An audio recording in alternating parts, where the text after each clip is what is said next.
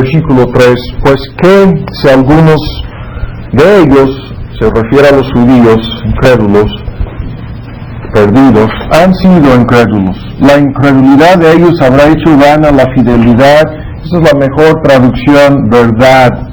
La verdad de Dios, y esa es la base de nuestro tema de la epistemología. De ninguna manera, el negativo doble, antes bien sea Dios veraz o verdadero. Y la idea es en todo lo que Dios dice, ¿no? Pablo está defendiendo la veracidad o la verdad de Dios, mas todo hombre mentiroso, y esto quiere decir que todos aquellos que se opongan en cualquier forma a lo que Dios dice son mentirosos y hijos de aquel mentiroso, ¿no? Del diablo. Como está escrito, y cuando Pablo está argumentando, cuando está dando un argumento fundamental acerca de X punto doctrinal, su costumbre, la de citar los versículos del Antiguo Testamento, y aquí tenemos una cita, ¿no?, del libro de los Salmos, para que seas justificado en tus palabras. Y la idea es que Dios será justificado, al fin y al cabo, en todo lo que Él dice acerca de todas las cosas, su palabra, tus dichos, la versión antigua, y prevalezcas en tu juicio, y en base a esa palabra juzgará Dios, ¿no? Y prevalezcas en tu juicio, y algunas traducciones ponen cuando tú seas juzgado, pero la mejor traducción es cuando Dios en su juicio comience a juzgar. Él será vindicado o justificado. Incluso tenemos un folleto sobre este tema, la cruz de Cristo, la vindicación o la justificación de Dios. Oremos. Hemos llegado en esta serie de estudios sobre la epistemología, en donde hemos abarcado desde la caída, lo que Satanás hizo para cambiar el significado de todas las cosas, desde la perspectiva de la ontología, lo que el hombre ha de ser, desde la perspectiva de la moralidad y la ética, lo que el hombre ha de hacer, desde la perspectiva epistemológica, o sea, lo que hemos de saber, y es en realidad aquí que estamos detenidos y comenzando a analizar toda una serie de temas importantísimos en relación con lo que Dios dice acerca de la condición caída del hombre. Ya lo hemos visto en los dos estudios anteriores, la condición en que se encuentra por naturaleza de muerte espiritual y la realidad de su corrupción moral y su incapacidad espiritual. Todo esto lo vimos en los dos estudios anteriores. Y también, como vamos a ver, todo esto se relaciona con la teleología, lo que hemos de querer o escoger desde nuestra perspectiva. Estamos usando estas palabras. Y en base a lo que vimos en los dos estudios anteriores, no vamos a repetir los argumentos. Tenemos los cassettes para las personas que no escucharon estos temas. Ahora, el día de hoy vamos a ir más lejos en relación con el tema de la muerte espiritual. Y vamos a comenzar a analizar lo que Dios dice, lo que es la verdad de Dios, en relación con la solución a este problema de la muerte espiritual y la incapacidad humana. Entonces comenzamos hablando de lo que ya vimos anteriormente. La raza humana se encuentra ya arruinada, ¿no? Eso lo sabemos, ya en ese sentido en una condición caída y sujeta no solamente a la muerte espiritual, sino a menos que sea rescatada por Dios, sujeta a la muerte eterna, o sea, al infierno. Y dedicamos algunos estudios a dar unos principios básicos en relación con la muerte eterna, o sea, la doctrina del infierno. Pero vuelvo a repetirlo, la raza humana se encuentra ya perdida, ya caída, arruinada debido, ¿no?, a sus pecados. Y en esta condición en que se encuentra, lo que vimos hace 2 semanas, la depravación total, tenemos el hecho de que el hombre en la caída perdió su verdadera libertad.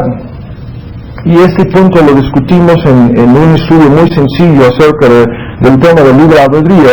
Y en la caída, cada ser humano perdió su libertad. Entonces esto lo hemos visto desde el comienzo de esta serie de estudios, con los argumentos de Satanás en el jardín de Edén, en donde él alegaba a favor de una autonomía una independencia, una libertad que no existe para ningún ser humano, ni siquiera para ninguna criatura en este universo.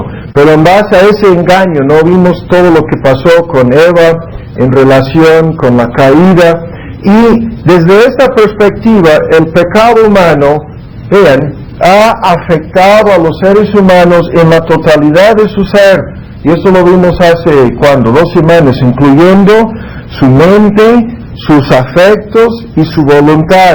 Y para resumir este argumento, lo que decimos normalmente es lo siguiente en relación con esta pérdida de libertad. El hombre en la caída perdió la capacidad de decir no al pecado. De la misma manera que perdió la capacidad de decir sí a Dios. Esa es la realidad de este asunto. Y volveremos a ver en relación con esto otros argumentos en los próximos estudios, pero esto nos conduce a concluir que como consecuencia de la caída humana, los seres humanos se encuentran en una condición de muerte espiritual. Cada persona por naturaleza es una persona espiritualmente muerta, ciega y sorda ante las cosas de Dios.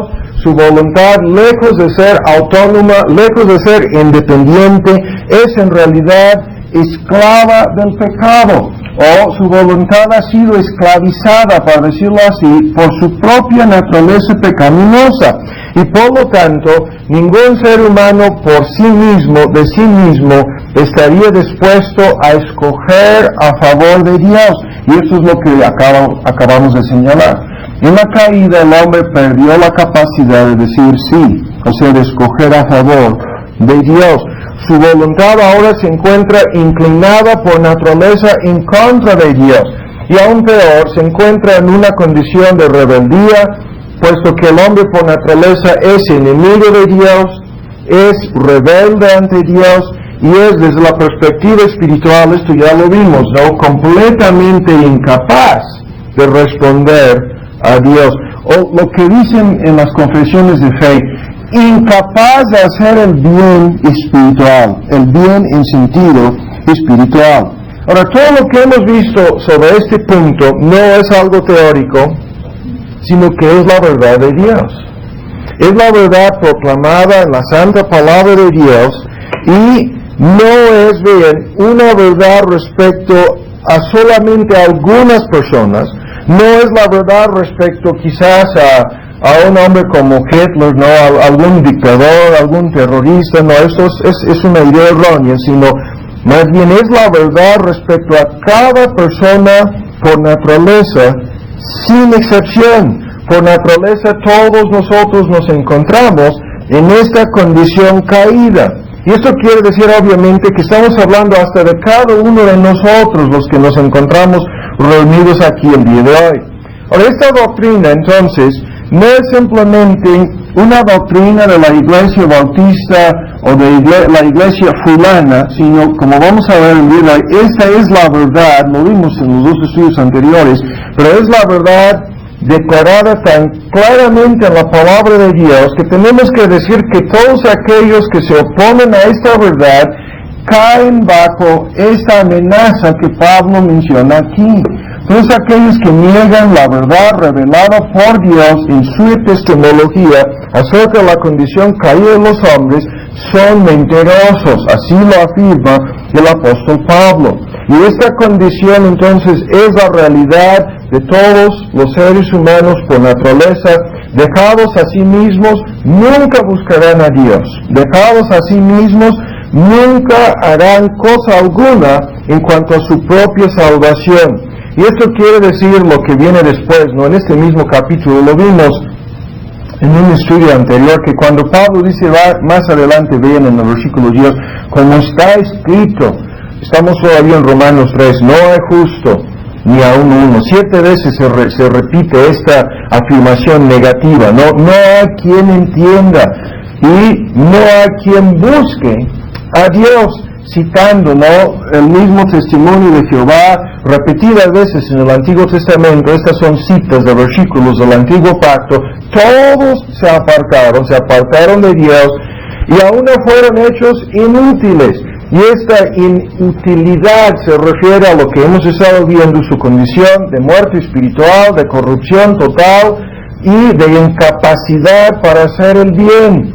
Entonces, si Dios nos fuera a dejar en esta condición, puesto que este texto dice, no hay quien busque a Dios, si Dios fuera a dejar este asunto en relación con cómo hemos de ser rescatados de esta caída, si Dios fuera a dejar el asunto a nuestro supuesto libre albedrío, cada ser humano, incluso cada uno de nosotros, iríamos todos, ¿sí? Como dice aquí a una, ¿no? Iríamos todos al infierno, sin excepción, puesto que si Dios fuera a decir, bueno, yo voy a salvar a todos aquellos que me buscan, simple y sencillamente nadie me buscaría, ¿sí? Entonces, cuando hablamos de esta condición caída, y estamos enfatizándolo aquí en la introducción, es importantísimo que tengamos un entendimiento correcto de esa realidad. ¿Por qué? Porque ya lo vimos anteriormente, todos los errores en relación con la salvación, todos los errores en relación con la epistemología divina, la verdad revelada por Dios en su santa palabra, comienzan aquí. O sea, todos los errores en cuanto a cómo hemos de ser salvos o rescatados de esta condición de muerte espiritual, cómo funciona el plan de la salvación, todos los errores comienzan en este punto. Si los hombres se equivocan en cuanto a su condición espiritual por naturaleza, si se equivocan en cuanto a los efectos del pecado y la caída, ¿no?, sobre la personalidad humana, entonces se van a equivocar en todo lo demás. Y en este punto siempre enfatizamos, ¿no?, que la condición de cada ser humano por naturaleza es mucho más grave de lo que nos imaginábamos, ¿no?, antes de entrar en contacto con la palabra de Dios. Nunca se nos ocurrió la idea de que los hombres eran así, o sea, tal como Dios lo dice. Pero vean, la condición del hombre es tan grave, ¿sí?, en su condición de depravación, vean, es tan grave que a menos que Dios haga algo, se va a perder. Eso es inevitable. O sea, no se encuentra simplemente en una condición de debilidad o de enfermedad espiritualmente hablando. No es simplemente débil, o como lo dicen algunos, enfermo, sino peor, vean, un ser que se encuentra totalmente incapacitado en sentido espiritual. Y en este sentido, el Evangelio de Cristo no le ofrece al hombre consuelo. No es ayuda lo que Dios le está ofreciendo a través del Evangelio de Cristo. No, muchas personas se han equivocado aquí pensando que no, lo que se necesita para salvar a una persona es ayuda o consuelo o poder en un momento dado para superar su debilidad o su enfermedad. No, esto no es así. Cada ser humano se encuentra en una condición completamente desesperada, a menos que Dios haga algo, ¿sí? Completamente desesperada. Esa es su verdadera condición. Y todas las iglesias que sostienen el sistema de salvación por obras humanas, en forma directa están negando esta realidad. Ahora, vamos más lejos, y estamos todavía introduciendo, y este estudio es de introducción nada más, para que veamos la realidad de este problema y la solución que Dios ha hecho para salvarnos de esta condición. Pero si la depravación de la cual estamos hablando es una realidad, si es una verdad indiscutible, entonces la única esperanza cuando decimos está en Dios, pero aún más, vean, la única esperanza de ser rescatados de este problema consiste de que Dios se haya propuesto salvar. ¿Sí? O sea, para decirlo en otra forma, si una persona ha de ser salvada de esta condición de corrupción y incapacidad espiritual, tendría que ser forzosamente porque Dios hiciera la determinación de salvar a esa persona. Y desde esta perspectiva, cuando decimos la única esperanza está en Dios, no estamos hablando de una esperanza vaga o incierta o general de que Dios al fin y al cabo tenga misericordia de algunos. No, Estamos hablando de que Dios forzosamente tendría que tomar una decisión o una determinación de salvar, ¿sí?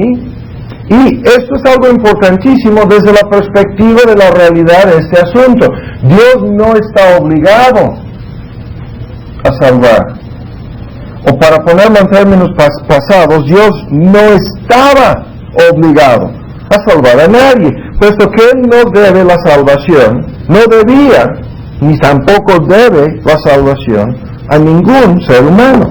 Dios habría sido perfectamente justo, santo y bueno, como vamos a ver, aún bueno. Eso lo veremos dentro de 2 o 3 estudios más. Si hubiera dejado a todos sus seres humanos, ¿para qué? Para que sufriéramos las consecuencias eternas de nuestro pecado y de nuestra rebeldía. Dios pudiera habernos condenado a todos y no habría cometido ninguna injusticia. Al contrario, cuando siempre hablamos de este asunto en relación con la caída de los ángeles, y sabiendo, ¿no?, que Dios condenó a todos los ángeles rebeldes, todos fueron condenados, ¿no?, a sufrir las consecuencias eternas de sus pecados y su rebeldía.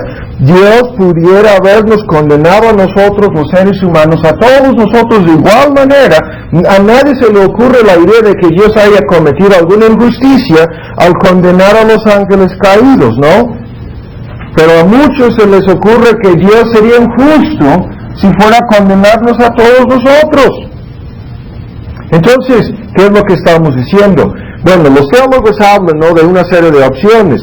Dicen, no, Dios tenía la opción, dada la situación que ya hemos planteado, ¿no?, la condición caída de la raza humana, Dios pudiera haber elegido salvar a todos. Pero sabemos que esta no fue su elección. Ahora, segundo, Dios pudiera haber escogido no salvar a ninguno, como lo hizo con los ángeles, pero tampoco esa fue su determinación. O Dios pudiera haber escogido salvar a algunos y rechazar a otros, escoger a algunos y reprobar a otros, para usar los términos bíblicos. Y esto es precisamente lo que las Santas Escrituras afirman. Es precisamente en este punto que tenemos la introducción a la doctrina bíblica de la predestinación, o sea, la elección. Y esta doctrina simplemente quiere decir desde una perspectiva divina, y hay que ir por partes aquí, porque estamos hablando de la epistemología divina, no hemos dejado aún nuestro tema, pero la doctrina de la predestinación o la elección por parte de Dios en esta cuestión de la salvación de los seres humanos enseña simplemente lo que ya hemos visto desde el comienzo de esta serie. Dios es el único ser autónomo, libre de influencias ajenas, ¿sí? Nadie puede interferir con Dios en cuanto a sus determinaciones, y Dios es el único ser completamente independiente que no se verá jamás obligado a rendir cuentas a nadie. Recuerden ustedes que esos son los elementos de la autonomía. Nadie puede meterte con un ser, con una criatura, en este caso, con un Dios autónomo. Aunque no estamos relacionando a Dios con una criatura, estamos simplemente dando la idea de autonomía. Nadie puede pedir cuentas de un ser autónomo. Y Dios en este sentido es completamente libre para hacer conforme a su voluntad en todas las cosas. Y en este asunto estamos hablando de la libertad divina para condenar o salvar a los hombres. Dios tiene la libertad de salvar o condenarnos, ¿sí? Y como el único soberano en este universo, Dios tiene tanto el derecho de hacer con lo suyo como quiere, el derecho como el poder de hacer como quiere. Él puede perdonar a algunos y condenar a otros, porque Él es Dios. Él puede conceder su gracia a algunas personas y no a otras, ¿sí? Él puede decir a este, ¿sí?, le concedo mi misericordia, pero a aquel no. Y ven, ¿debido a qué? Debido desde un principio a que Él es Dios. Y muchísimas personas nunca se han percatado de que esto fue exactamente el debate que ocurrió entre Eva y Satanás, y entre Adán y Eva y Dios en el jardín de Edén. ¿Quién tenía el derecho? ¿Sí? ¿Quién tenía la verdadera libertad de actuar? Ya hemos visto la forma en que Satanás cambió toda la ontología, ¿sí? Lo que hemos de ser, lo que hemos de hacer, lo que hemos de saber, ofreciendo a los seres humanos la capacidad de crear hasta su propia realidad, ¿sí? Negando la teleología, todo lo que hemos visto en el pasado entra aquí para decir que Dios, vean, tiene la libertad de actuar así. Él no debe su favor o sus favores a nadie, ¿sí? Si Él termina concediendo su gracia a X persona, tiene que ser porque Él, en su propia voluntad, como un acto soberano de su parte, tomó la decisión de hacerlo. Y esta es la pregunta que yo les recomiendo a ustedes que tienen amigos que siempre han escuchado la predicación arminiana, y cada ser humano, Spurgeon siempre lo decía, ¿no? Por naturaleza es un arminiano. El arminianismo, sí, aunque yo entiendo que no todos entendemos lo que es el arminianismo, pero el arminianismo esencialmente niega todo lo que estamos diciendo en cuanto a los derechos de Dios, y en cuanto al libre albedrío, y en cuanto a la predestinación. Pero ustedes que siempre se encuentran en conflictos o en debates con sus amigos de esa persuasión, fíjense bien en este punto. Una de las formas más fáciles para empezar a obligar a tales personas o a tales iglesias a reflexionar y analizar lo que están enseñando es simplemente preguntándoles lo siguiente. Bien, preguntándoles lo siguiente: ¿se propuso Dios salvar o no? Tenemos una forma muy fácil para decir esto en inglés. Lo que preguntamos en inglés es: ¿acaso es la salvación algo debido a la casualidad? ¿La buena suerte? ¿O qué sería? ¿Es algo que sucede por accidente? ¿De forma accidental llegamos a ser salvos? ¿Perdonados? ¿Es pura casualidad? ¡Qué suerte el hecho de que yo haya tenido la inteligencia de ir a comprarme una Biblia, a estudiarla y a analizar y entenderla y agarrar todo lo que Dios dice aquí, aplicándola a mi propia salvación! ¡Qué suerte! ¡Puro accidente! ¿Sí? ¿Qué es lo que estamos diciendo? Suena muy absurdo lo que estamos diciendo. O sea, ¿se propuso salvar a Dios o no? ¿Hizo Dios un plan eterno de salvación o no? O sea, todo lo que es el plan de la redención es algo del cual la Biblia habla en términos eternos. Antes de la fundación del mundo, Dios tomó decisiones y hizo su plan y puso en vigor todo ¿o es algo que ha acontecido así por pura casualidad? ¿Por accidente? ¿O por suerte? Hay que hacerles esa pregunta, porque muy pocos se atreverían a decir: no, esto es pura casualidad. Hasta la venida de Cristo, qué suerte que haya venido Cristo, ¿no? Y qué suerte, qué bueno que Pilato se volvió loco, ¿no?, al condenarlo injustamente, porque si no fuera por toda esa serie de accidentes, no existiría ni siquiera un mecanismo de salvación, ni menos un plan de salvación. Y por pura casualidad, algunas personas van llegando al punto de arrepentirse, creer en que no. ¿Qué tipo de salvación sería entonces? Y si se propuso salvar, ahora la siguiente pregunta es: si se propuso salvar a todos o solamente a algunos. Porque si se propuso en serio salvar a todos los seres humanos perdidos, entonces cuán grande ha sido su fracaso. Y lo digo así con reverencia: cuán grande.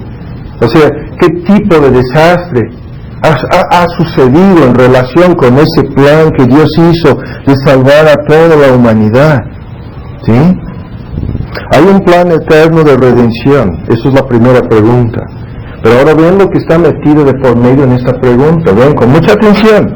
En ese plan eterno de salvación o de redención, es cierto que Dios ha determinado, y esa es la palabra, salvar a ciertas personas. Lo ha determinado, lo ha predestinado, esa es la mejor palabra.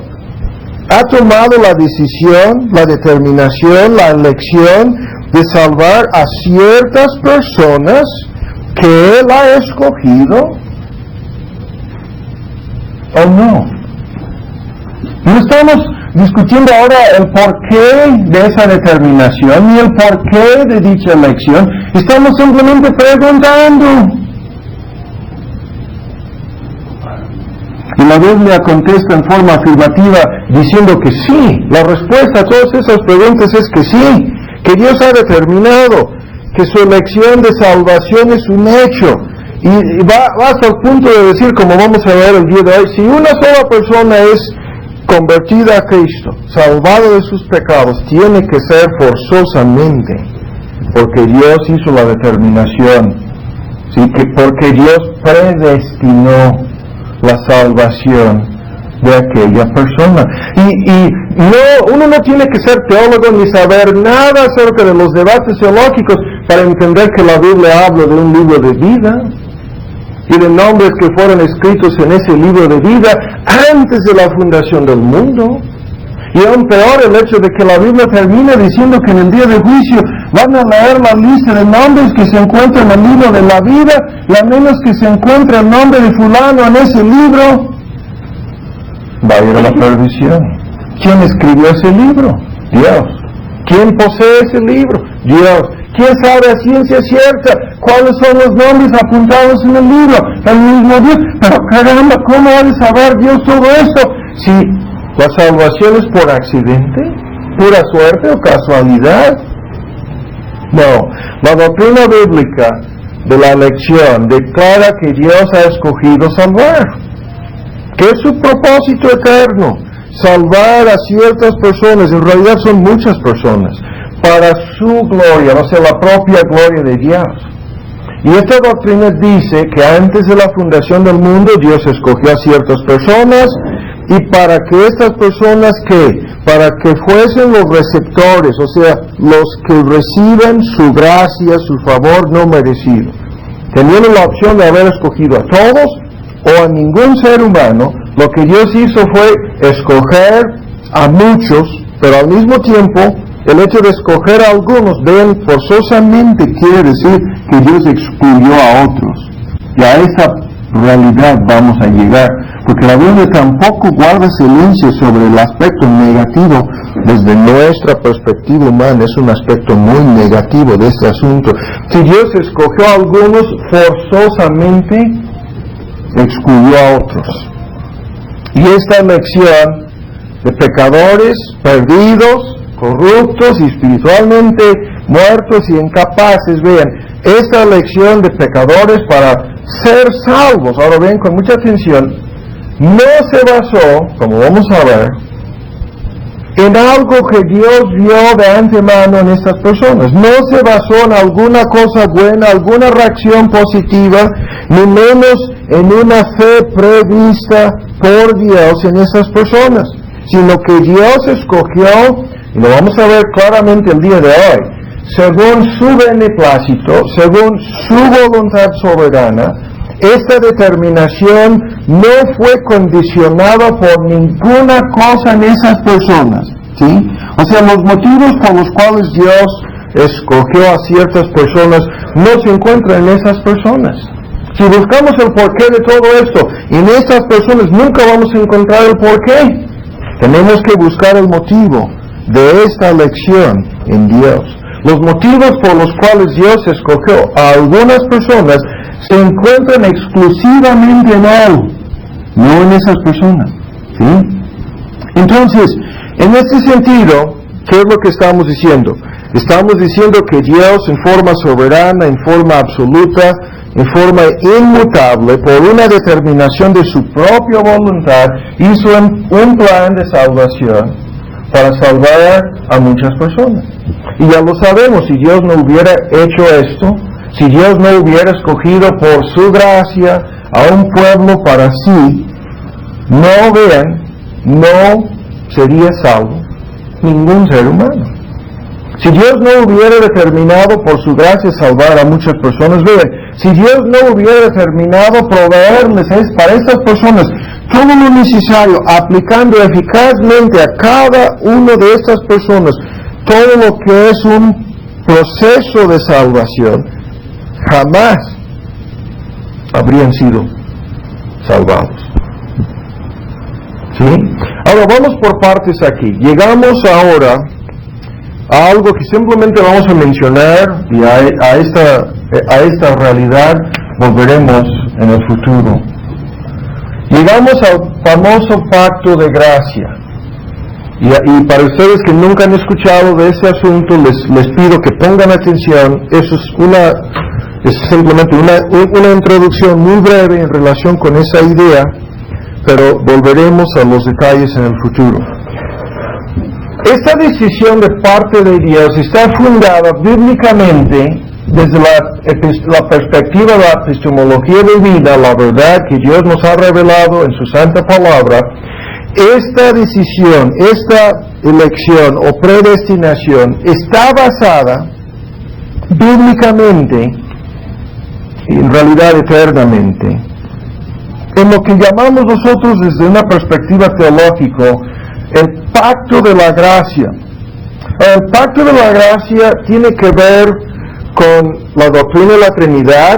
Es una verdad revelada en la santa palabra de Dios desde una perspectiva de las tres personas de la divinidad, con cada una de esas personas desempeñando un papel específico en relación con el plan eterno. Cada persona de la divinidad, el Padre, el Hijo y el Espíritu Santo, desempeña un papel exacto, un papel específico en este plan eterno que Dios hizo.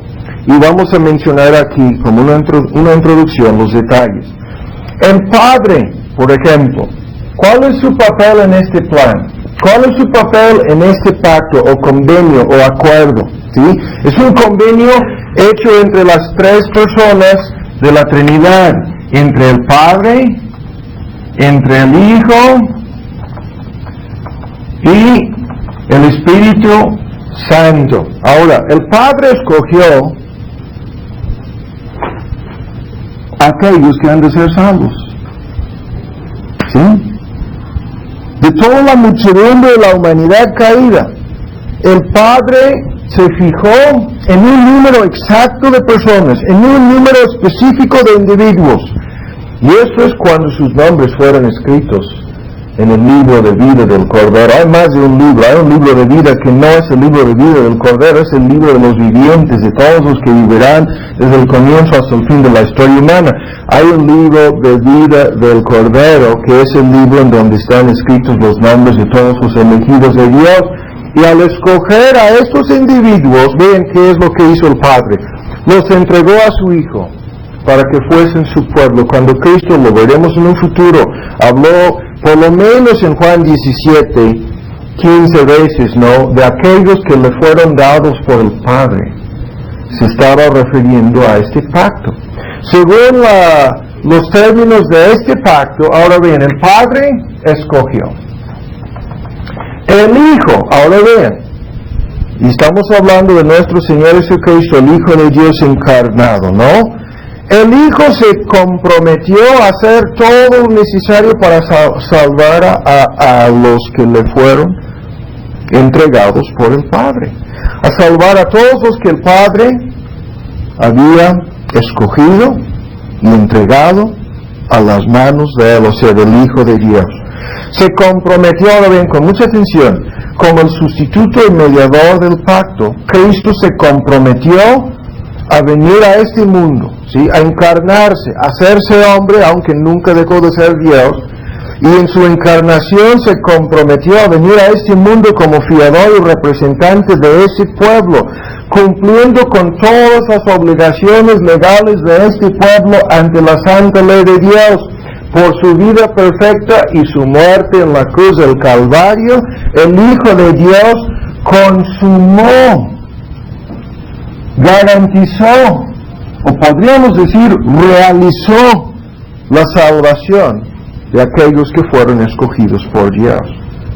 Y el papel del Espíritu Santo en este pacto es lo siguiente: el Espíritu se comprometió a aplicar eficazmente, ¿no?, esta salvación a cada una de esas personas, a cada una de las personas por las cuales Cristo derramó su sangre, a cada una de las personas que el Padre había escogido.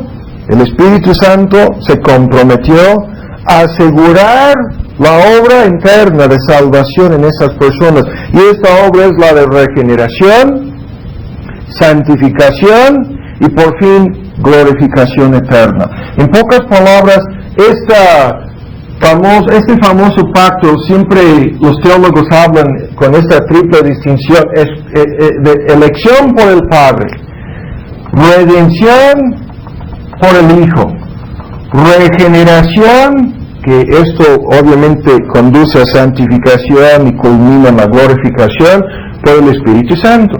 Entonces, elección por el Padre, redención por el Hijo, regeneración, incluyendo, como vamos a ver, llamamiento eficaz por el Espíritu. Y este pacto de gracia, entonces, que consiste del acto electivo de parte del Padre, la obra redentora de parte del Hijo y la obra renovadora de parte del Espíritu Santo, es la base, como vamos a ver, la base de todo lo que Dios enseña en su epistemología en relación con lo que nosotros hemos de saber y creer acerca del único remedio para el hombre en su condición caída.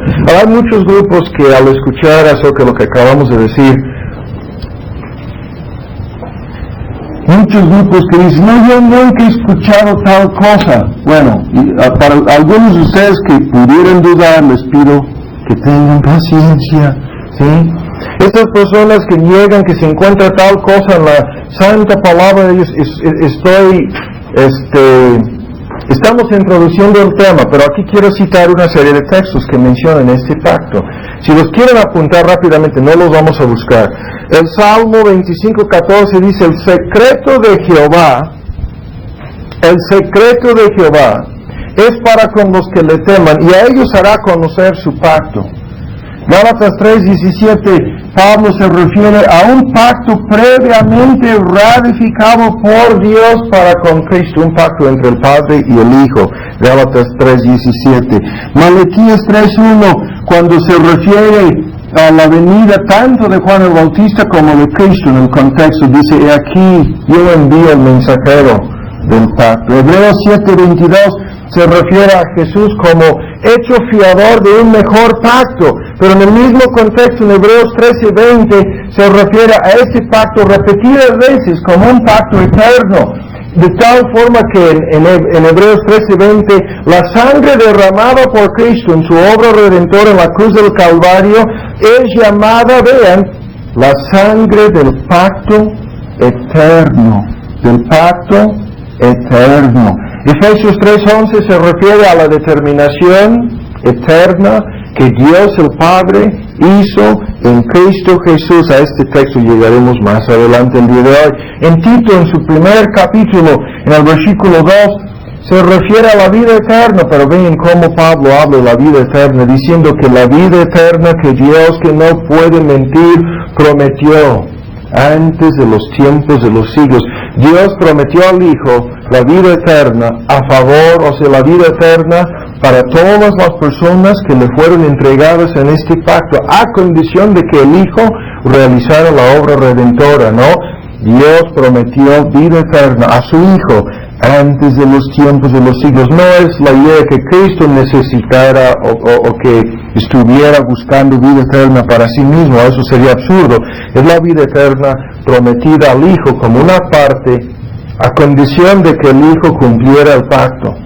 En 1 de Pedro 1:19-20 se refiere a la sangre preciosa de Cristo como de un cordero ya ordenado, vean, escuchen las palabras, ordenado antes de la fundación del mundo. ¿Cuándo fue ordenado antes de la fundación del mundo? Cuando el Hijo de Dios se comprometió a venir a este mundo y hacer todo lo necesario para salvarnos. Y Apocalipsis se refiere más de una vez a aquellos cuyos nombres no estaban escritos en el libro de la vida del Cordero antes de la fundación del mundo, de la misma manera que se refiere a aquellos cuyos nombres fueron escritos en el libro de vida del Cordero antes de la fundación del mundo. Ahora, para ir más lejos, para aquellos que dudan, incluso tristemente tendríamos que incluir aquí la mayoría de las iglesias bautistas en este país y en muchos otros.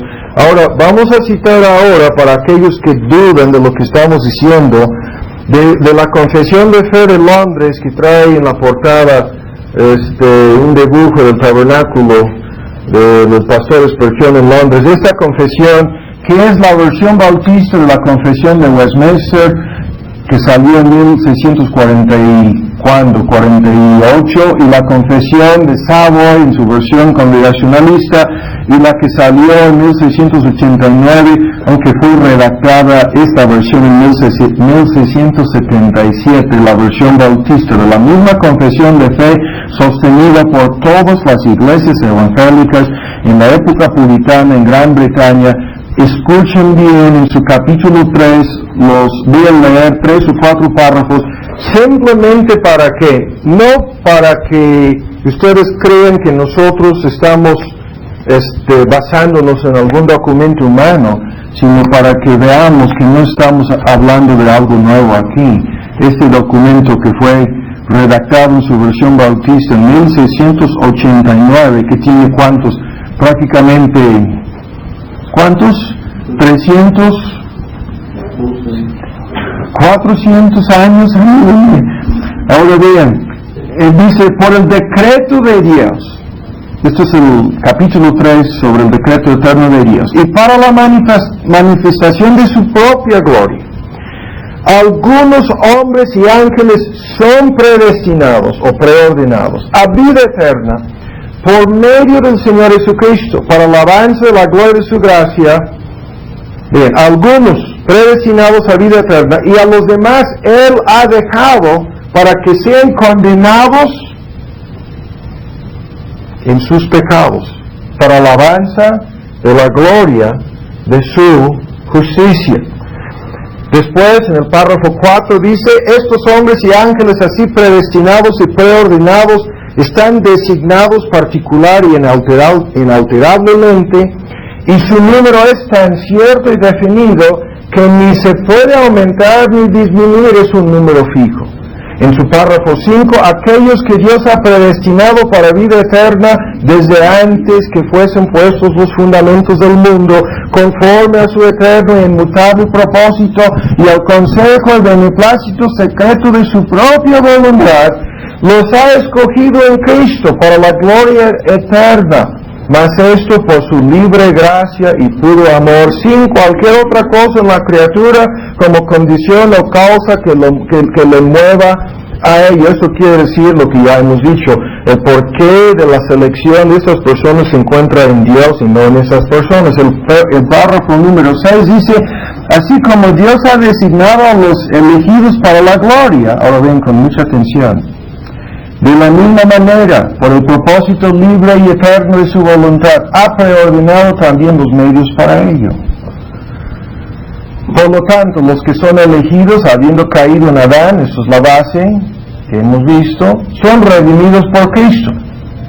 Y en debido tiempo, eficazmente llamados a la fe en Cristo por el Espíritu Santo.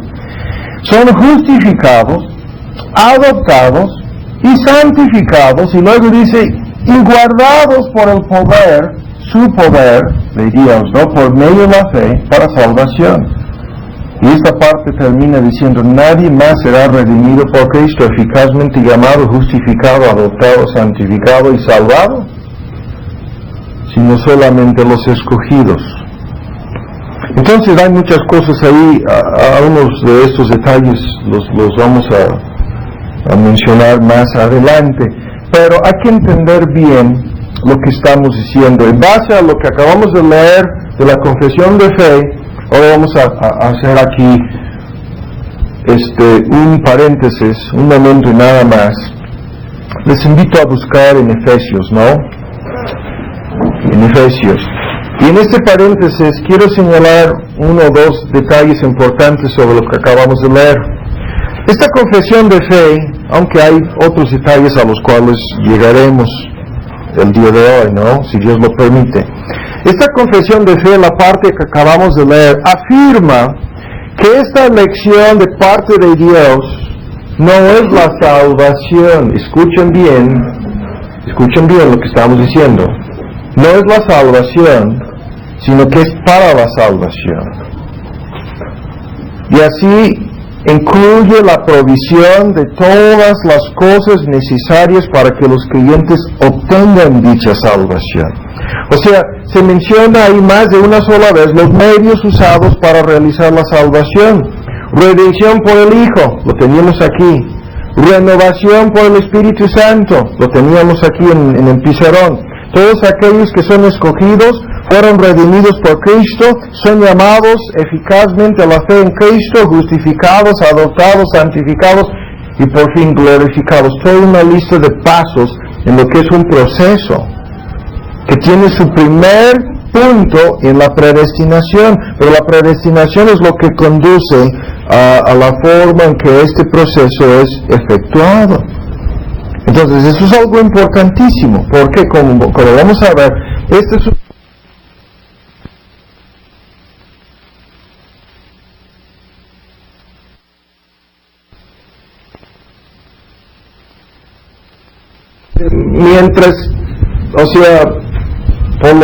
mientras tanto, me dedico de lleno a una vida de pecado.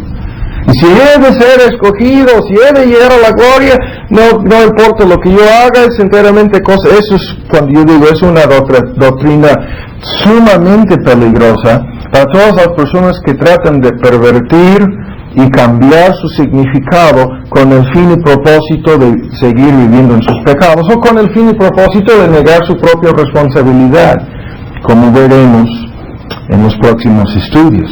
Pero aún más, esta confesión afirma que la elección o predestinación de estas personas, vean, es para salvación. Y aquí hay que entender bien lo que estamos diciendo. O sea, no es salvación, ¿sí? Sino es para salvación. Es para que seamos salvos, que fuimos predestinados. Pero la predestinación en sí no es la salvación, ¿sí? Es para salvación. ¿Qué es lo que estamos aclarando aquí? Ven con mucha atención. Muchas iglesias evangélicas hoy en día dicen, la Biblia habla de una elección de pueblos, habla de la elección de Israel, habla de una elección nacional de privilegios externos, habla hasta de una elección vocacional. Somos llamados o destinados por Dios a desempeñar X vocación o X papel en esta vida. Y aún dicen, no, la Biblia habla de una elección para ser pastor o predicador o apóstol o lo que sea. ¿Sí? Pero terminan diciendo, la Biblia nunca habla de una elección para salvación. ¿Qué? ¿Entienden lo que estamos diciendo? La confesión dice, esta elección es para salvación, ¿sí? Nosotros no negamos que la Biblia haga mención de una elección nacional de Israel, de una elección vocacional, de un llamamiento para que seamos pastores o para que cumplamos cierta tarea en el reino de Dios. No negamos nada de eso. Lo que afirmamos y lo que la confesión dice tan claramente es lo siguiente. La elección a la cual la Biblia habla más frecuentemente, y si Dios lo permite, vamos a traer una lista de las palabras hebreas y griegas que se refieren a este tema. Es una lista espantosa de textos. Vean, lo que la Biblia afirma más frecuentemente es precisamente la elección para salvación, la elección personal para vida eterna, ¿sí? O sea, ¿qué es lo que estamos diciendo? Estamos diciendo que esta predestinación es para salvación. Y ahora ven, ya encontraron en Efesios, y en un momento vamos a leer los textos en las hojas. En Efesios, en su capítulo 1, muchos dicen, no, pero esa doctrina ha de ser algo medio oculto, no ha de ser algo que se encuentra en unos cuantos versículos en la Biblia. Oh, por favor, Efesios 1, ¿lo tienen? Comenzamos en el versículo 3. Bendito el Dios y Padre de nuestro Señor Jesucristo, el cual nos bendijo cuando, es pasado, pretérito pasado, nos bendijo el Padre. Ahora debería haber dejado aquí el pacto de gracia, porque ahí se refiere al Padre que nos bendijo, ¿sí? Cuando, antes de la fundación del mundo, lo vamos a ver en un momento, con toda bendición espiritual. ¿Qué es esto? Todas las bendiciones espirituales posibles que empiezan con la salvación de nuestras almas, incluyendo nuestra glorificación final. Nuestro destino eterno está en este paquete de toda bendición espiritual en lugares celestiales en Cristo. Nos bendijo el Padre, ¿cómo? Escogiéndonos en Cristo. Eso es exactamente lo que teníamos aquí en el pizarrón. Nos escogió en Él, en Cristo. ¿Cuándo? Antes de la fundación del mundo. ¿Para qué? Para que Cristo nos redimiera. ¿Cómo es que llegaríamos a ser santos y sin mancha? O sea, esto es delante de su presencia. Aunque muchas versiones mueven la palabra en amor al principio del versículo 5, pero nuestra versión antigua la mantiene ahí pegada al final del versículo 4, para que fuésemos santos y sin mancha delante de Él en amor, en una relación eterna de compañerismo y comunión con Él, ¿sí? Fuimos escogidos en Cristo para que Cristo nos redimiera. Si por naturaleza somos corruptos, si por naturaleza incapaces de hacer el bien espiritual, ¿cómo llegaremos a ser personas santas, personas sin mancha, personas perfectas, glorificadas eternamente, disfrutando una relación con Dios en el cielo? ¿Cómo? Porque, vean, ¿cómo ha de suceder esto? Porque Dios lo planeó, porque Dios lo predestinó, porque Dios, vean, no solamente planeó el propósito, sino incluyó la provisión de todos los pasos necesarios para que lleguemos a ese fin. Y ahora lo dice en el versículo 5, habiéndonos predestinado para ser adoptados hijos. Por naturaleza somos hijos del diablo, ya lo vimos en los estudios anteriores, pero nos predestinó para que fuésemos adoptados hijos por Jesucristo a sí mismo, según el puro afecto de quién es la voluntad que se menciona aquí. ¿A quién se refiere? ¿De cuál voluntad habla Pablo? ¿El puro afecto de nuestra voluntad o nuestro libre albedrío? No. Por eso Spurgeon decía, el libre albedrío ha llevado a una muchedumbre de personas a la perdición, al infierno, pero nunca ha llevado a nadie al cielo. Los que llegan al cielo llegan por la pura voluntad de Dios, el puro afecto de su voluntad, porque nuestra voluntad siempre le va a decir lo mismo a Dios, que no queremos ni siquiera ir al cielo, a menos que Él intervenga y cambie nuestra voluntad, ¿sí? Y esto lo hace conforme a su plan, conforme a su propósito, habiéndonos predestinado para adoptarnos como hijos, ven en 6, para la alabanza y la gloria de su gracia. Todo es de gracia, como vamos a ver antes de terminar. Esto es la prueba indiscutible de una salvación de pura gracia, ¿sí? El hecho de que Dios ha determinado todo esto, quiere decir, es pura gracia, con la cual esta gracia nos hizo aceptos. Eso es la redención por Cristo. Nos hizo aceptos, podríamos decir, nos aceptó en base a la redención. ¿Cuál redención? ¿Sí? Nos hizo aceptos en el amado, y menciona al principio de 7 esta redención. El amado es Cristo, en el cual en Cristo tenemos redención. Eso es toda la obra salvadora de Cristo para redimirnos del pecado por su sangre. La remisión, perdón, absolución, no es justificación de nuestros pecados por las riquezas de su gracia, que sobreabundó en nosotros en toda sabiduría e inteligencia. O sea, la sabiduría y la inteligencia, aquí muchos lo discuten, es de parte de Dios desde un principio, descubriéndonos el misterio.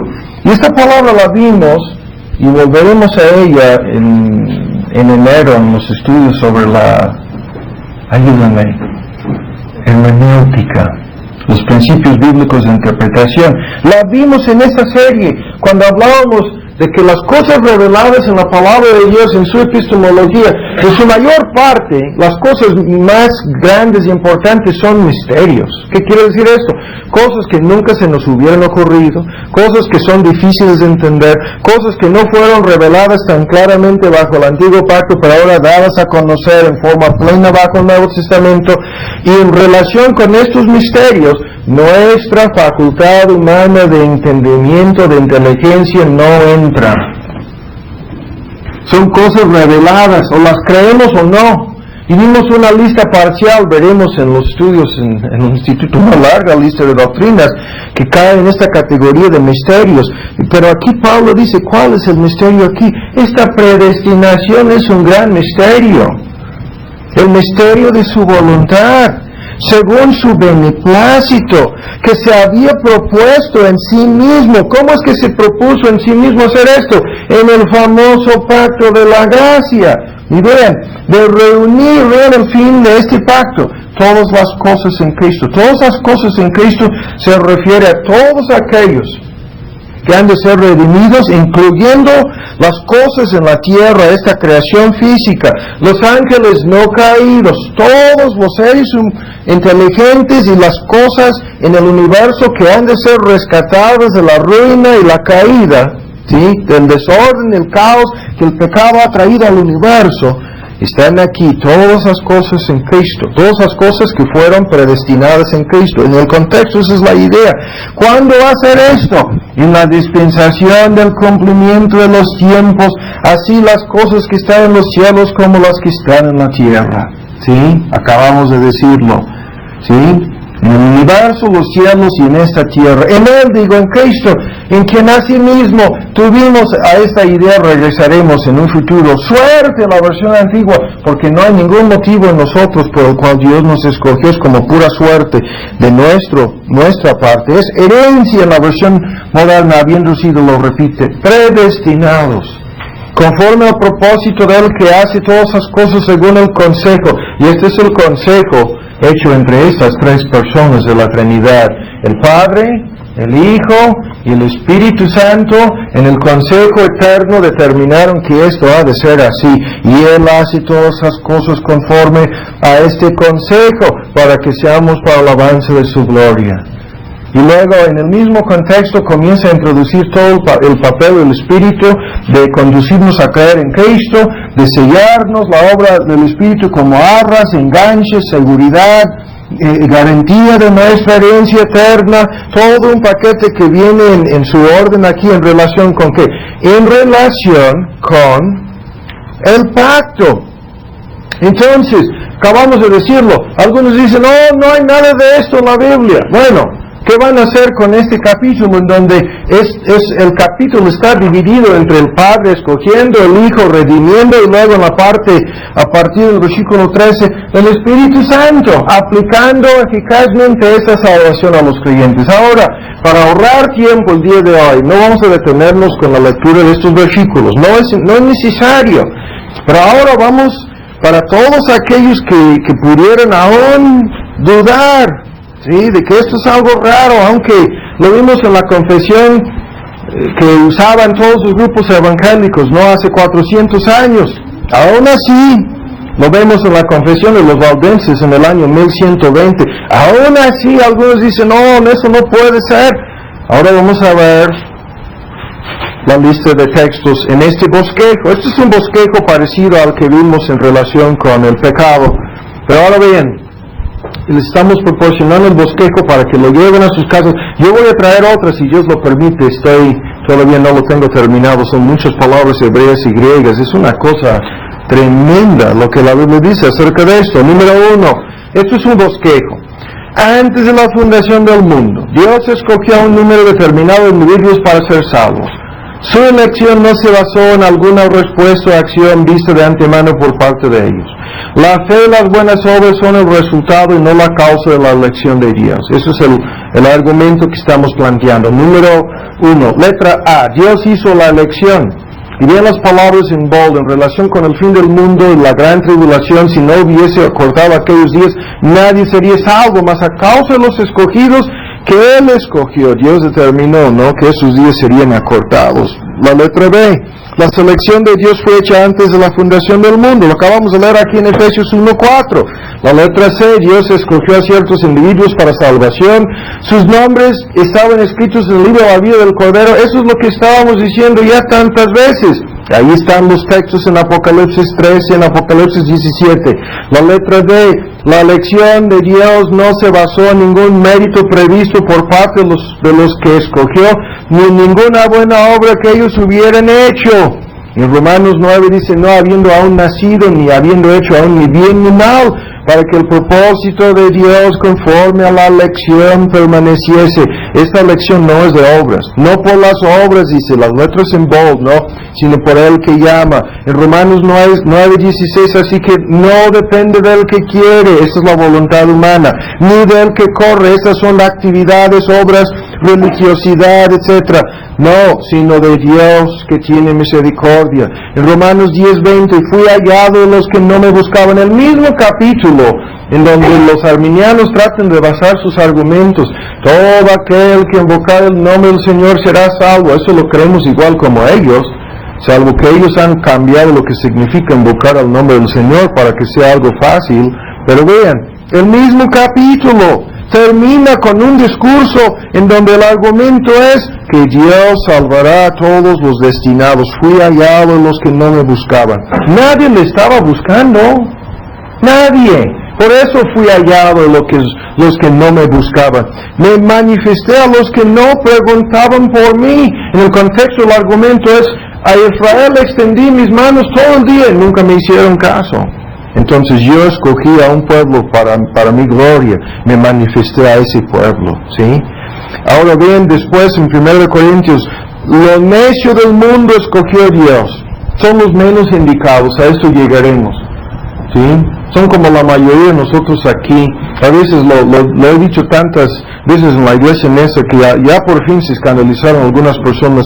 Tenemos ahí, ustedes que no han ido, es una iglesia de pura gente vil, tal como lo dice aquí. Vamos a leerlo. Lo vil del mundo escogió Dios. ¿Lo están viendo? Para avergonzar a los sabios. Lo necio, lo débil. Bueno, yo estoy citando, ahí lo dice vil. Escogió Dios para avergonzar lo fuerte, lo vil y lo menospreciado. Puras personas menospreciadas. ¿Qué quiere decir eso? Los menos indicados.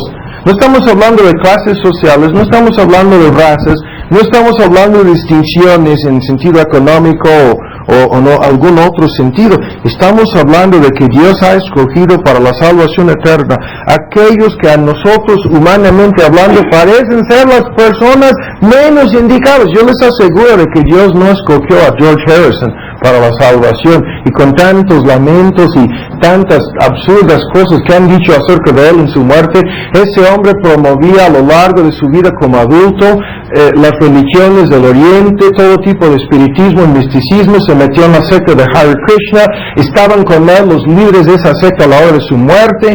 Él era un enemigo declarado en la Biblia del cristianismo, financió una serie de películas que salió en la Gran Bretaña que hacían burla del cristianismo.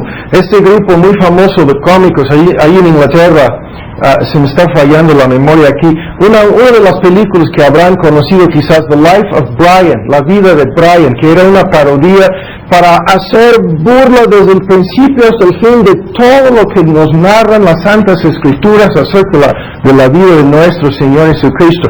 Ese hombre no está en la paz, no está con Dios, fue a su recompensa. ¿Sí? ¿Y por qué lo estoy sacando? Como un ejemplo. Porque nosotros pensamos, no han de ser los talentosos, no han de ser los ricos, han de ser los poderosos. En el mismo contexto ahí Pablo niega todos esos puntos. Dice, no son muchos poderosos, nobles, ricos, dotados, talentosos. No. Son los menos indicados. ¿Por qué? ¿Para qué? Para que nadie se jacte. ¿Sí? Y sin lugar a dudas, algún lugar ahí en la República Norteamericana y seguramente en la Iglesia Nacional de Inglaterra, el día de hoy han predicado sermones acerca de cuán buen creyente era este George Harrison. Oh, come on. Eso es negar abiertamente lo que este texto dice.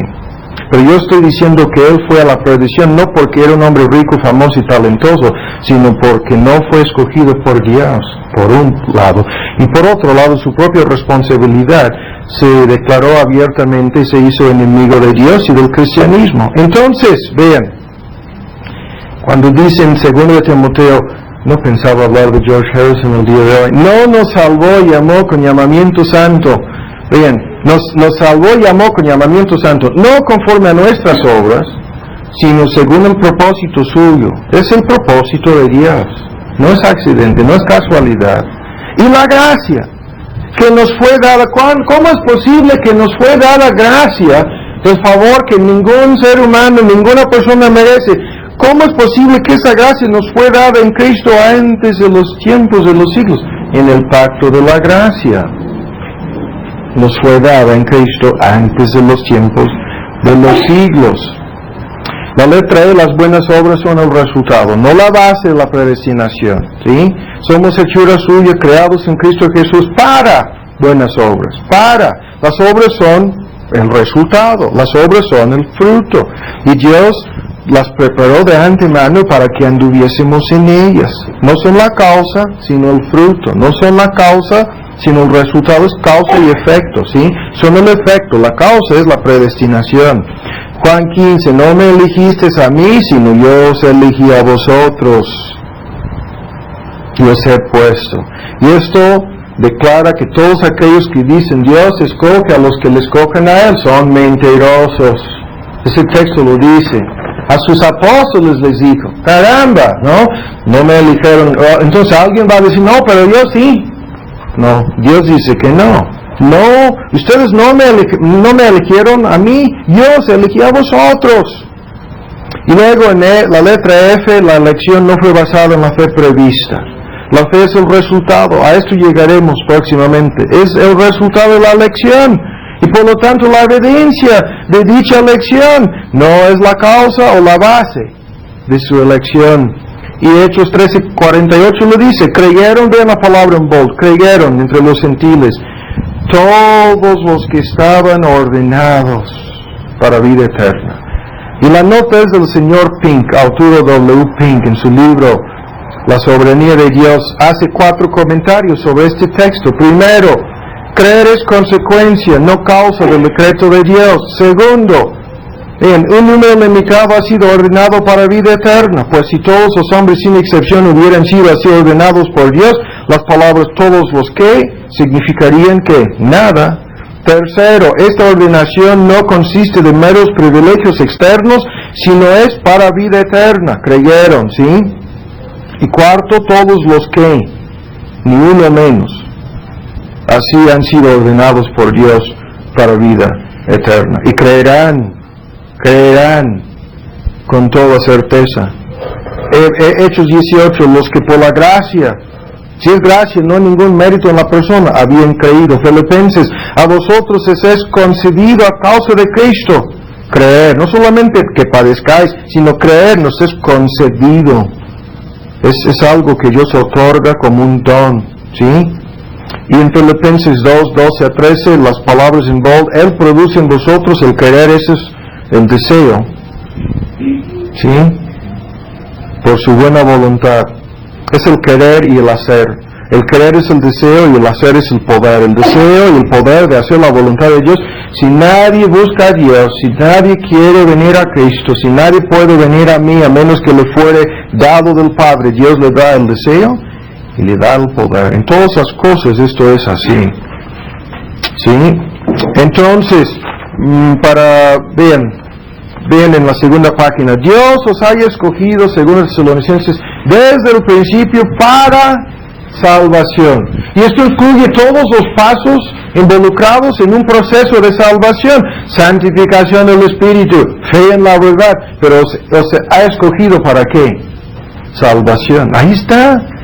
Ahora, número 2, no vamos a tardar con los demás puntos. La elección no es en sí misma la salvación. Eso lo destacábamos de la confesión, sino es para salvación. Así como el presidente electo no viene a ser el presidente de México hasta la toma de posesión, de la misma manera los escogidos para salvación no son salvos hasta que sean regenerados por el Espíritu y justificados por la fe en Cristo.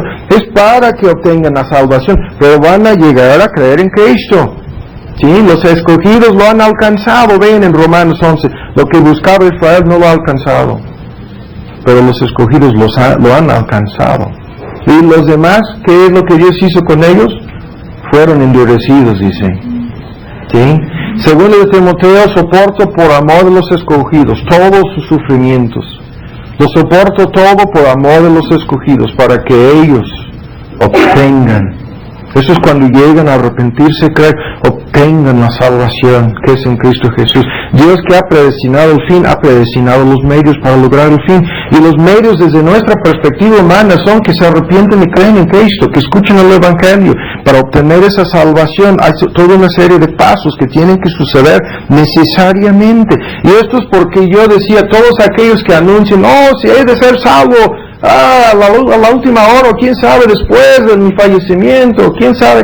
No, eso es absurdo. Obtendrán la salvación ¿cómo? Siendo conducidos a arrepentirse, creer en Cristo, y pasarán por todos sus pasos en lo que es la vida cristiana de santificación que termina en glorificación. Número 3.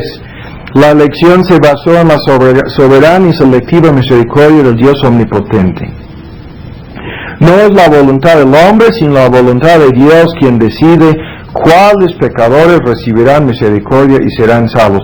Este tema lo vamos a discutir próximamente, pero vean los textos. Tendré misericordia del que tendré misericordia. Seré clemente para con el que seré clemente. Ese texto es crucial, Éxodo 33. Cuando Moisés quería ver la gloria de Dios, esa es la respuesta que Dios le dio. Deuteronomio 7, tú eres pueblo santo para Jehová tu Dios. Jehová tu Dios se ha escogido para ser un pueblo especial, más que todos los pueblos que están sobre la tierra. No por ser vosotros más que todos los pueblos os ha querido Jehová, y os ha escogido, pues vosotros erais los menos indicados. Siguen siendo los menos indicados. Si no fuera por lo que las Escrituras dicen acerca del pueblo judío y su destino futuro de ser por fin un remanente convertido a Cristo, tendríamos que ponernos de parte de esos palestinos. No, son los menos indicados, humanamente hablando. Ahora Romanos 9, ¿qué pues diremos? ¿Que hay injusticia en Dios? En ninguna manera, pues a Moisés dice Dios, no tendré misericordia del que yo tenga misericordia, me compadeceré del que yo me compadezca, así que no depende del que quiere ni del que corre, sino de Dios que tiene misericordia, de manera que de quien quiere tiene misericordia, y al que quiere endurecer, endurece. En Romanos 11, vean, así también en ese tiempo ha quedado un remanente de judíos en el contexto, escogido por gracia. A estos yo acabo de hacer mención, o referencia. Y si por gracia, ya no es por obras. De otra manera la gracia ya no sería gracia. Es escogidos por gracia. ¿Sí? Escogidos por gracia. De ahí viene la frase, doctrinas de la gracia. Ahora lo mismo en Romanos 11. Vean las preguntas en bold. ¿Quién le dio al primero? Para que le fuese recompensado. ¿Quién? ¿Sí? ¿Quién? ¿Quién pudiera alegar y decirle a Dios, no, tú me debes, ¿sí? Por eso, por aquello, te estoy exigiendo lo que es una deuda, lo que tienes que darme, ¿sí? Eso es lo que Satanás enseñó a Adán y Eva en el jardín de Edén, pero eso no es lo que la Biblia enseña, ¿sí? Hasta Satanás dijo, no, ustedes lo pueden sujetar. ¿Quién le dio al primero? Pablo pregunta en otro texto que no está aquí, ¿qué tienes que no hayas recibido? ¿Qué? Y si lo recibiste, ¿de qué te glorías como si no lo hubieras recibido? ¿Quién te distingue? Esa es la primera pregunta. ¿Quién hace una distinción entre ti y todos los demás? ¿Es algo positivo que Dios, viéndolo en ti, se sentía obligado? No. Y lo vimos en Efesios 1. Habiéndonos predestinado según el puro afecto de su voluntad. Y termina con una lista de textos, vamos a mencionarlos, ¿no? Esto es importante para conducirnos a concluir. Dice, la doctrina de la soberanía de Dios. Vean, los textos aquí son terribles. Respondió Job a Jehová y dijo, yo conozco que todo lo puedes y que no puede estorbarse ningún propósito tuyo. La salvación es algo que ocurre a propósito. A propósito. es el propósito de Dios conforme a la elección. Así lo dice Pablo en Romanos 9. Bien, Job 23, si Él determina una cosa, ¿quién no hará cambiar? Su alma deseó, hizo. Él pues, eso es la libertad, esa es la autonomía, esa es la soberanía de Dios. Él pues acabará lo que ha determinado hacer de mí. Y eso es exactamente la situación en que no se quieren encontrar los hombres rebeldes, obstinados y pecaminosos. En esta condición, en esta situación, Él acabará lo que ha determinado hacer de mí. ¿Sí? Y muchas cosas como estas hay en Él. Job entendió esto. Si Job es el primer libro de la Biblia, yo estoy convencido que sí, que fue escrito antes de Génesis. Job en su día entendía esto, y ahora estamos 2000 años después de la venida de Cristo con las escrituras llenas de esta doctrina, y nadie lo quiere entender hoy en día. Nuestro Dios está en los cielos, Salmo 115, todo lo que quiso, ha hecho. Todo lo que Jehová quiere lo hace en los cielos, en la tierra, en los mares, en los abismos. Y los grupos carismáticos hoy en día alaban ese texto y piden milagros y piensan que Dios todo lo puede hacer, pero cuando se trata de salvar a los que Él quiere, dicen que no. ¿O cómo es esto? ¿De qué es soberano sobre todo salvo el hombre? ¿Acaso los hombres tienen a Dios entre la espada y la pared y tienen sus manos atadas? ¿Acaso se acaba su soberanía en ese asunto de la salvación de los hombres? Isaías 14, Jehová de los ejércitos juró diciendo, ciertamente se hará de la manera que lo he pensado, será conformado como lo he determinado. Pensado es planeado, determinado es decretado, porque Jehová de los ejércitos lo ha determinado, ¿quién lo impedirá? Su mano extendida, ¿quién le hará retroceder?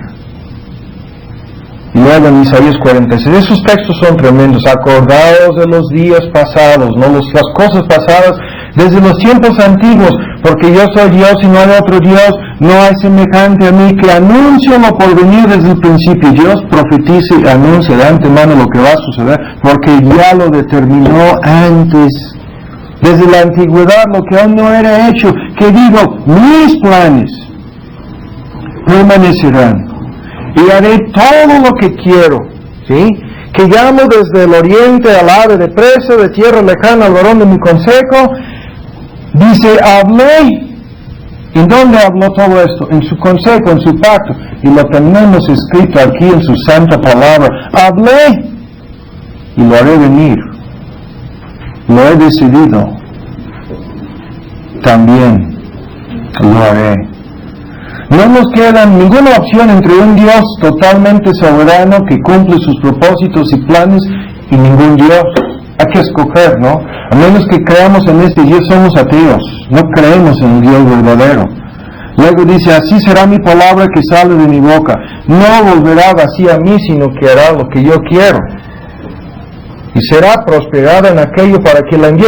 Esto pone de manifiesto la gran mentira que dice que Dios quiere salvar a todo el mundo, ¿no? Entonces, ¿cómo es que su palabra habrá cumplido el propósito? No se van a salvar todos, ni la mayoría. Su palabra en tal caso le habría vuelto vacía y él habría fracasado, entonces ya no sería Dios, ya no sería el Dios verdadero. Todos sus habitantes, hasta aquel Nabucodonosor, aquel rey pagano, entendía que todos sus habitantes de la tierra son, estas son sus palabras, son considerados como nada. Y Él hace según su voluntad en el ejército de los cielos y entre los habitantes de la tierra, y no hay quien detenga su mano y le diga, ¿qué haces? ¿Por qué? Porque Él como autónomo, independiente y libre, no rinde cuentas a nadie. Y Cristo amplió toda esta doctrina en la forma más directa posible con aquellos judíos que le acusaban a Cristo de injusticia. Su respuesta fue, ¿no me es lícito hacer lo que quiero con lo mío? Y Pablo, el eco de estas palabras, lo vemos en el apóstol Pablo. ¿No tiene derecho el alfarero sobre la misma masa de hacer un vaso para honra y otro para vergüenza? ¿Sí? y las palabras de Cristo en relación con la imposibilidad desde la perspectiva de la corrupción y incapacidad y la muerte espiritual de los hombres de salvarse por sus obras o de aún ser salvos. Cristo contestó diciendo todo es posible con Dios. Ahora terminamos el estudio diciendo esto. ¿Por qué tanto escándalo sobre esto? Esto es la introducción. ¿Sí? Aquí rápidamente una serie de conclusiones. Primero, a la luz de lo que hemos escuchado, muchas iglesias hoy en día no están enseñando la verdad acerca de la condición caída del hombre, ni menos acerca del plan eterno de la salvación. No están enseñando la verdad, ¿sí? Esto lo vamos a comentar en un momento. Segundo, la condición del hombre es bastante grave.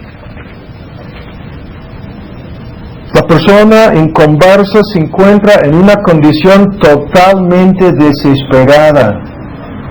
Comenzábamos diciendo esto. A menos que Dios tenga misericordia, la persona inconversa está totalmente sin esperanza.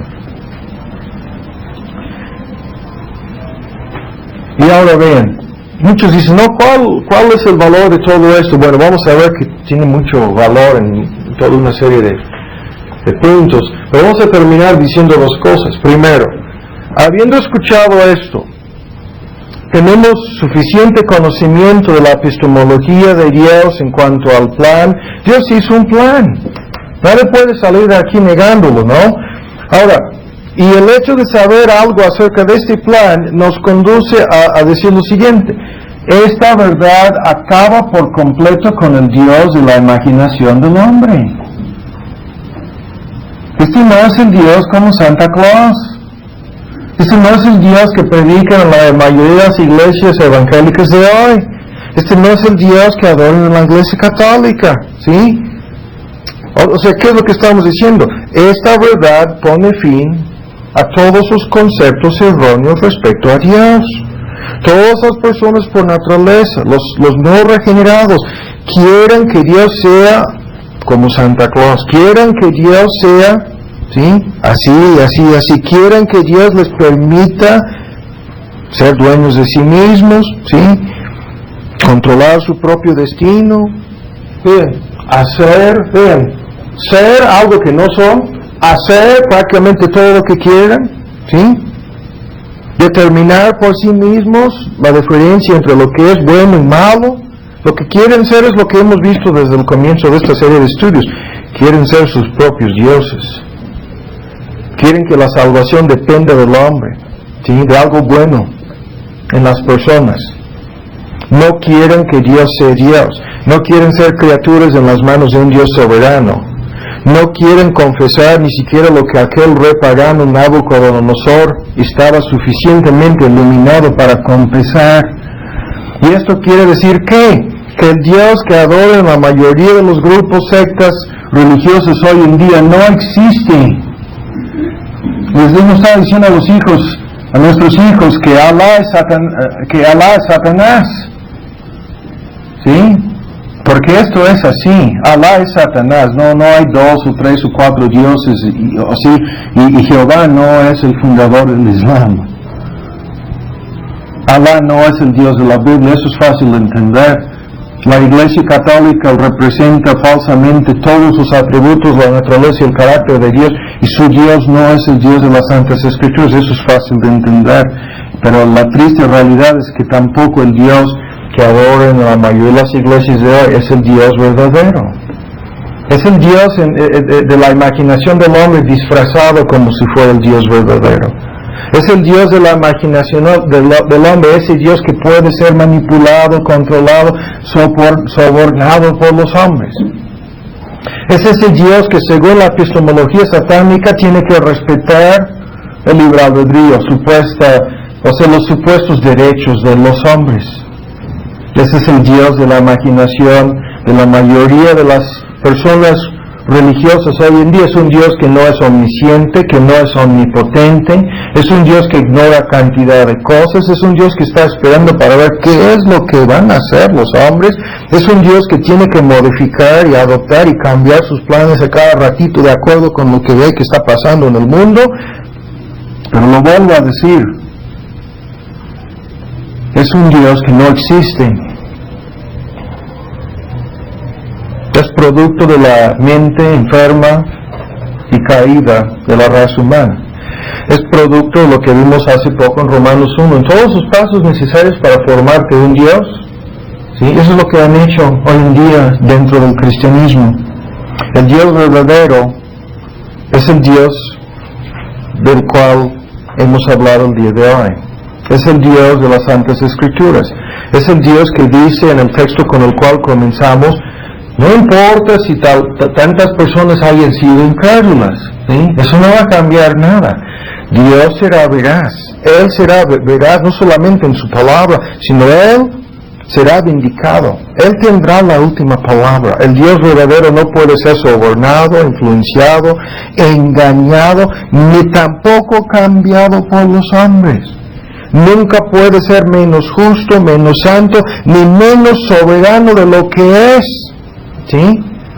Todo este asunto entonces del Dios soberano de la Biblia acaba con todas esas ideas falsas.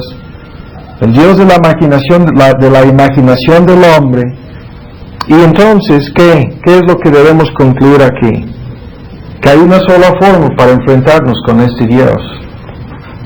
Una sola forma para enfrentarse con Él. Dejando nuestras armas de guerra, sometiéndonos incondicionalmente. O sea, la idea es rendirse, someterse incondicionalmente, con un corazón arrepentido, con una voluntad entregada a Cristo.